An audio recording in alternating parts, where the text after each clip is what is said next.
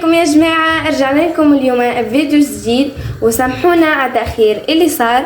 اليوم وصفتنا بنينة ياسر متكونة من بيضة وكاس شوفان مرحي، 3 كاس جوز الهند، وربع كاس زبدة ولا زيت ولا سمن، ونص ملعقة كربوناتو، ونص كاس تمر مرحي، وبرتقالة مع البشر متاعها.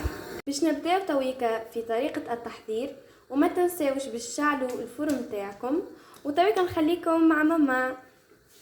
اول حاجه حطينا كعبه العظم باش نصب عليها الماده السائله.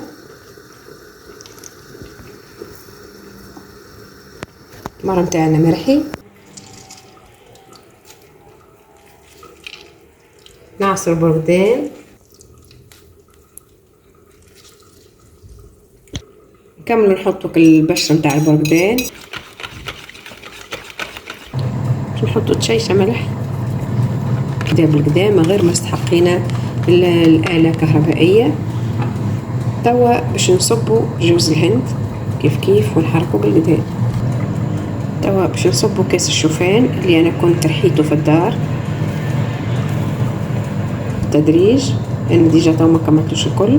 وباش نصب شطر مغرفة الكربوناتو، اللي ما عندهاش كربوناتو نجم تصب مغرفة خميرة تاع جاتو.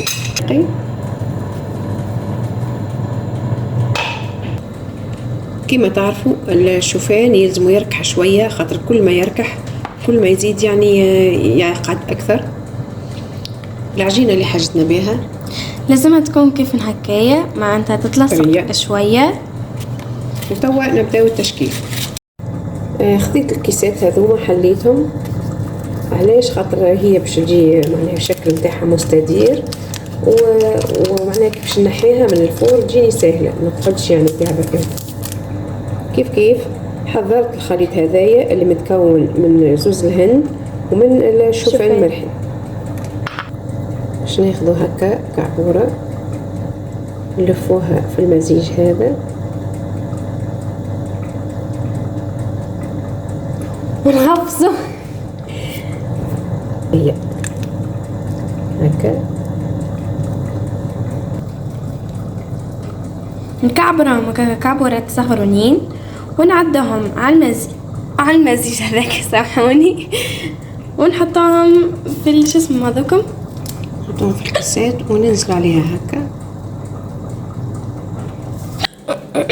سامحوني، ونحطهم في الطبق.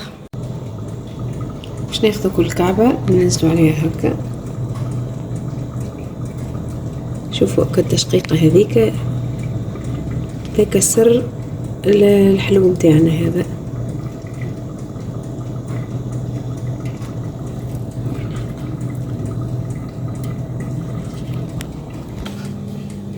وصلنا لمرحلتنا الاخرانيه، الفور حاضر.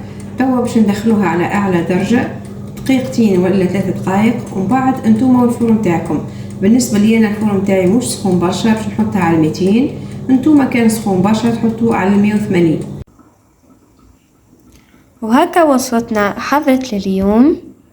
شوفوا ما شاء الله المنظر متاعها، ريحتها تبارك الله، والبنة اكثر واكثر. نحل لكم كعبة. ما ننساش باش نقول لكم اللي معناها الفرشك هذايا ما تمسوهش حتى لين يبرد، من برا باش يكون كروكون ومن داخل هشوش. شوفوا ما شاء الله، والبنة كما قلت لكم اكثر واكثر. تنجموا تحفظوها في بواط كيما هذه بار اكزومبل، وتحطوها في الفريجدير والا في بلاصه ما فيهاش الهواء. بسم الله.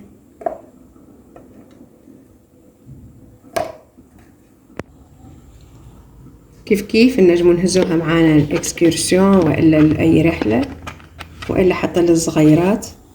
ان شاء الله تكون الوصفه نتاعي اليوم عجبتكم. ما تنسوش باش تطبقوها وتعملوا لي لايك وشير وسبسكرايب. السلام عليكم.